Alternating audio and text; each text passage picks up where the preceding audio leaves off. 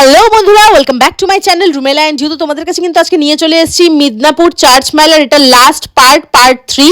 তো এই পার্টটাতে আমি দেখাবো সেদিন আমি কি কি খেয়েছিলাম, মানে আমরা সবাই কি কি খেয়েছিলাম। একদম চার্চ থেকে বেরিয়ে কিন্তু ফার্স্টে দেখতে পেলাম একটা কফির দোকান ছিল, সেখান থেকে কিন্তু একদম মিল্ক মেডের তৈরি করা কফি নিলাম, একদম কড়ক কফি, ঠিক যেমন আমার ফেভারিট ঠিক তেমনই।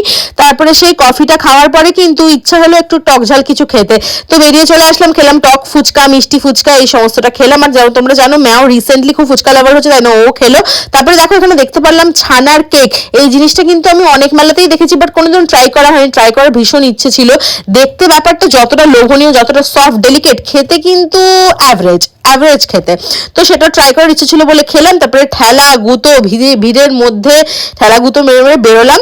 তারপরে কিন্তু বাইরে এসে একটা মিষ্টির দোকান ছিল ঠিক চার্চে ঢোকার ডান দিকেই, সেই মিষ্টির দোকান থেকে কিন্তু আমরা কিছু স্ন্যাক্স খেলাম। তারপরে চলে আসলাম রয়্যাল বিরিয়ানিতে, কারণ সুরজিৎ আসার সময় বলে দিয়েছিল আজ কি ডিনার মেরি তরফ সে। আর রয়্যাল বিরিয়ানির এখানে জানোই যে খুব ভালো কোয়ালিটির বিরিয়ানি পাওয়া যায়।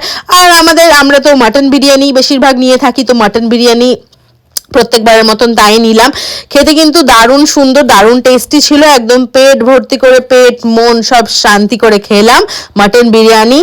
আর দেখো একটুখানি ভিডিওটাও তোমাদের সাথে শেয়ার করে নিলাম। বিরিয়ানির শেষে কিন্তু একটা কোল্ড ড্রিঙ্ক চাই ঠিক ঢেকুরটা তোলার জন্য। তো আর এখানে দেখো ম্যাও কিন্তু মজা করে চিকেন লেগ পিস খাচ্ছিল। তো কেমন লাগলো মিনি ব্লগটা অবশ্যই কমেন্টে জানিয়ে দিতে।